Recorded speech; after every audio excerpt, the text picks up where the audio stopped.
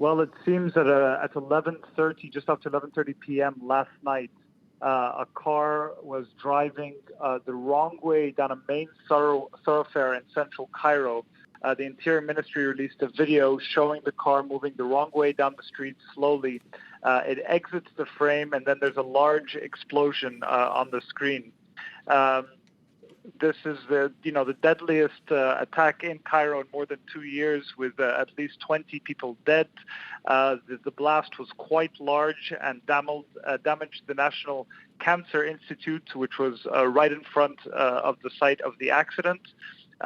The witnesses have said that a lot of the casualties were people who were camped out in front of the hospital in a shaded waiting area where people often sleep at night if they come from another governorate and waiting for their loved ones or their patients inside who are getting treatment. There appears to have been extensive damage inside the institute itself, with equipment and furniture strewn inside patients' rooms.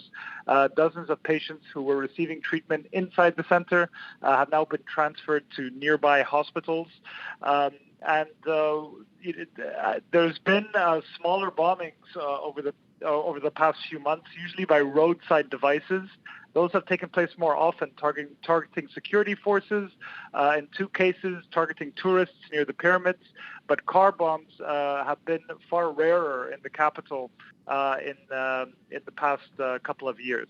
Indeed, and authorities believe that this wasn't the intended target, that perhaps the car was en route to a different location to carry out the attack, also suggesting that they believe a militant group is the owner of that car. What more can you tell us about who may be behind this attack? Right. The Interior Ministry claimed that the car involved in the accident had been stolen months earlier in the Nile Delta.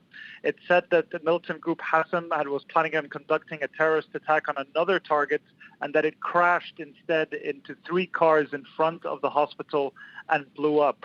Hassan announced its existence in July of 2016. Its attacks since that time have largely been directed at targets symbolic of the regime or the security forces.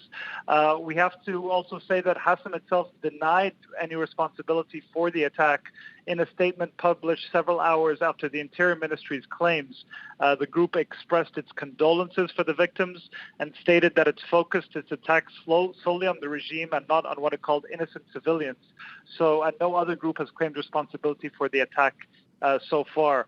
So we'll have to see how things develop as the investigation continues and we get information about what happened. But this continues in a mold of attacks that have continued in Egypt over the past several years, the most vicious of which are located in central Sinai, where there's a full-blown insurgency happening in the northern part of the peninsula. But we've seen attacks target high-level government officials, including the public prosecutor in Cairo, in the Nile Delta, and other parts of the country. The President al-Sisi called this a cowardly terrorist attack and vowed to crack down on those responsible. So we'll have to see what develops in the days and weeks to come. Okay, for now, Sharif.